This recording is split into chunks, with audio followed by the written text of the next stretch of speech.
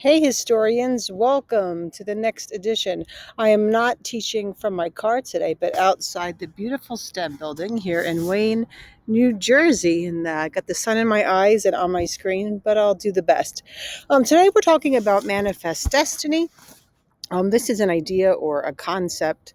And we could have taught this before the Mexican War. We're teaching it after. It sort of molds together with that. So, manifest destiny is different than Western expansion. It's an idea validating Western expansion. And it hasn't been used in all of our history. And even when it came out, it wasn't exactly used in all the textbooks. Sometimes it was used as a positive thing. Other times it's been looked at much more critically. And some books today will just mention it as this was an idea.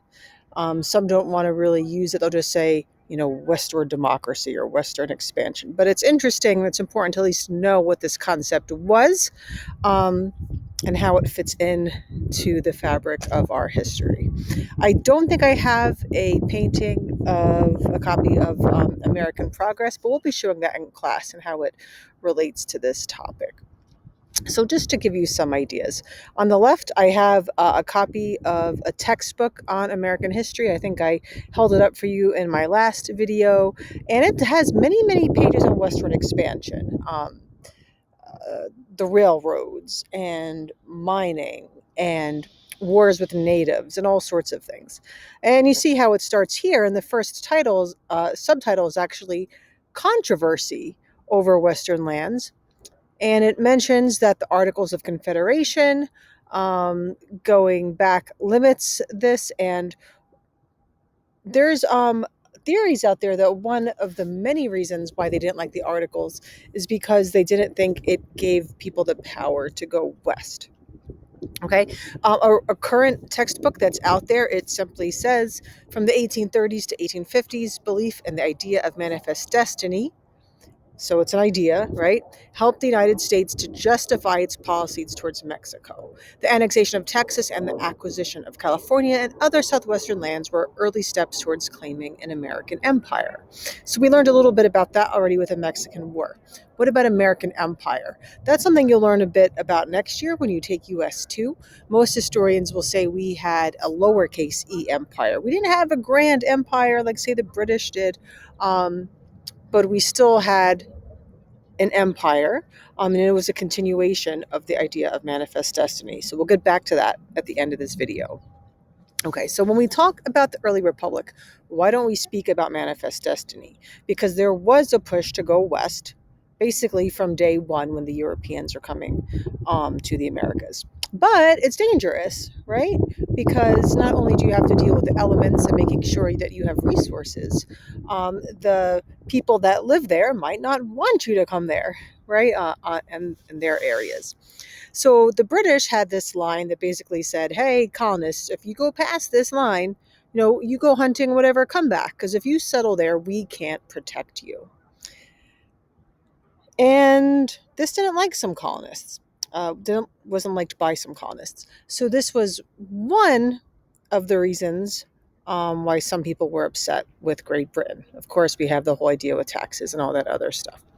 Now, what about, our early presidents? The idea to go west, to feel it necessary to go west, to want to plant farms was there. Washington, actually, one of his early careers was as a land surveyor, right? And this is actually a screenshot from Mount Vernon's website.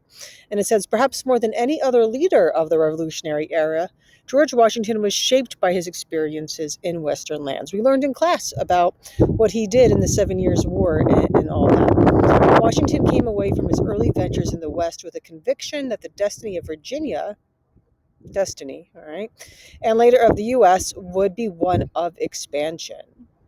Washington was a youth when he began surveying in the Shenandoah Valley and was only 21 when he made a perilous journey across the Allegheny Mountains to command the French to withdraw from the Ohio region claimed by King George II. When Washington returned to Williamsburg with news of the French defiance, he brought back a vision of the almost inconceivably rich interior behind the barrier of the mountains. That vision remained with him for the rest of his life as he invested in Western lands, right? He had a lot of property at the time of his death that he left to others, and worked to politically and commercially link the West with the Eastern Seaboard, right, where rivers were. That was all important to him. Now, keep in mind, the idea of the West changes with our history, right? They knew of land just beyond that mountain pass. They did not know of the lands all the way out west to the Pacific. And this just shows you the history of how we acquired some land. So, the very early republic, there is not an acquisition. That really doesn't come until Jefferson's presidency. Remember, Jefferson is of a different vision than Washington and the Federalists, right? Than Adams or Hamilton. Um, he has a more poetic vision, is a word some scholars use. He did look to our country as being agricultural, not industrial. So the early republic, right? Think of the days of Washington and Adams, and Jefferson is part of the early republic as well. But they're looking to east, right? When they think of trade, they think of Europe, Britain, and all right, perhaps other countries as well. That's their connection too. By the time of Jackson, we get a shift. Let's look west for our economic development, our political development. And Lewis and Clark, now this idea is not brand new. Jefferson knew of a Scotsman who uh, traveled, had an expedition from Quebec to the Pacific. That was done by the British. We all know that Jefferson was not a big fan of the British, not at all. So, hey, he feared that Britain would possibly have control economically. So, beyond just that idea of there was a political and economic motive for Lewis and Clark to go out under Jefferson, right? So remember, the Louisiana Purchase is under Jefferson, and you get that shift. You start to see that shift from looking east to looking west. There's a lot more we can talk to about this.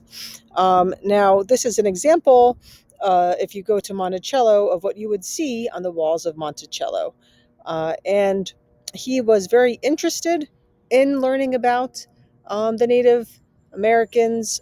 He did want Lewis and Clark to try to set up relations with them so that they could,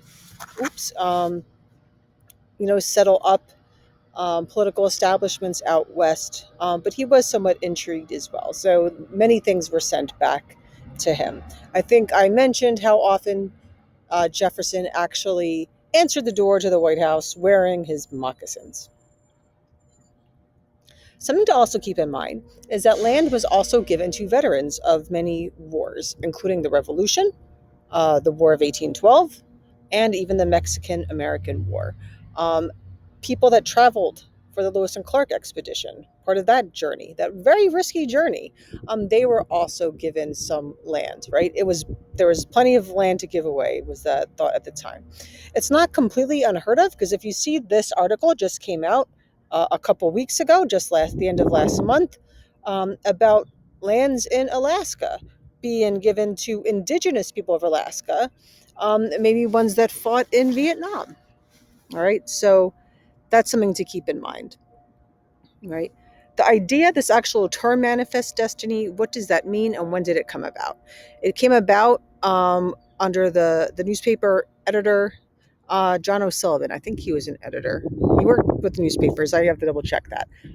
And look at the year 1845. Think about what we learned with the Mexican War. He said, Texas is now ours. Her star and her stripe may already be seen to have taken the place in the glorious blazon of our community nationality. And the sweep of our eagle's wing already includes within its circuit the wide extent of her fair and fertile land. She is no longer to us a mere geographical space, a certain combination of coast, plain, mountain, valley, forest, and stream. She is no longer to us a mere country on the map. She comes within the dear and sacred designation of our country. Other nations have undertaken to intrude themselves in a spirit of hostile interference against us, for the avowed object of thwarting our policy and hampering our power, limiting our greatness and checking the fulfillment of our manifest destiny to overspread the continent allotted by Providence for the free development of our yearly multiplying millions. This we have seen done by England, our old rival and enemy, and by France, strangely coupled with her against us. A lot in this, right? Interesting how it's all, the country is also feminized. But the idea of this manifesto being a, a God driven destiny, right? Sort of using some sort of Christian principle as our purpose. It's our duty to go west and to civilize, to Christianize. It is the idea of American exceptionalism, right? These ideas, right? Jefferson, though he wanted to go west, he didn't think it was to Christianize people, right? That part doesn't come in. So you have this idea evolving into a different one, that it is our duty to do this.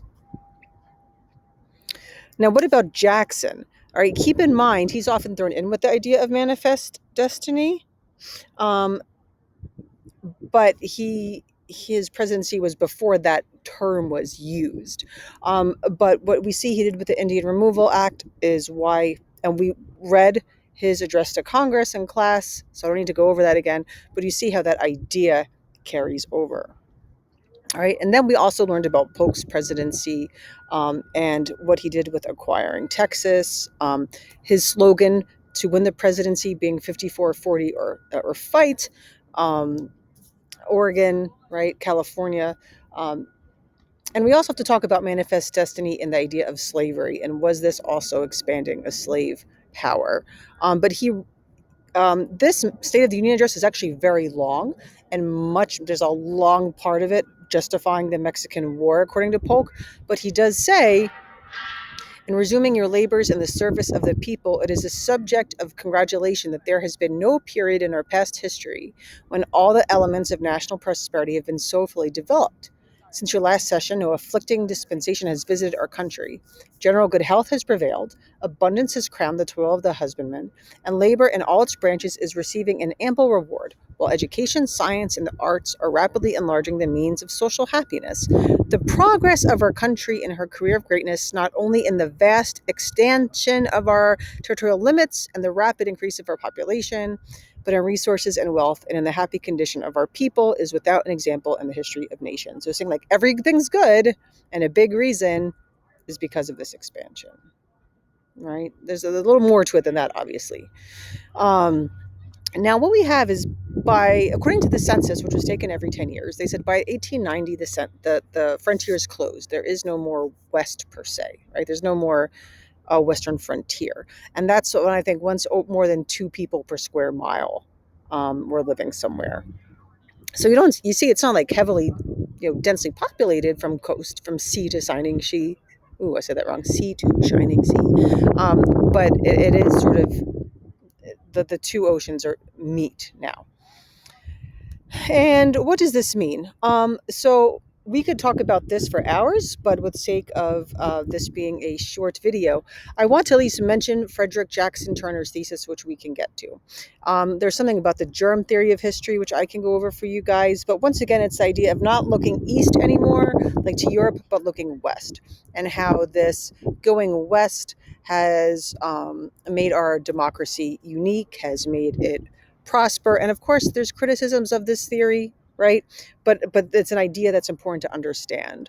And in this thesis, he wrote, so long as free land exists, the opportunity for a competency exists, and economic power secures political power. Like, as long as we can keep moving west here, we're going to keep growing and progressing in many ways.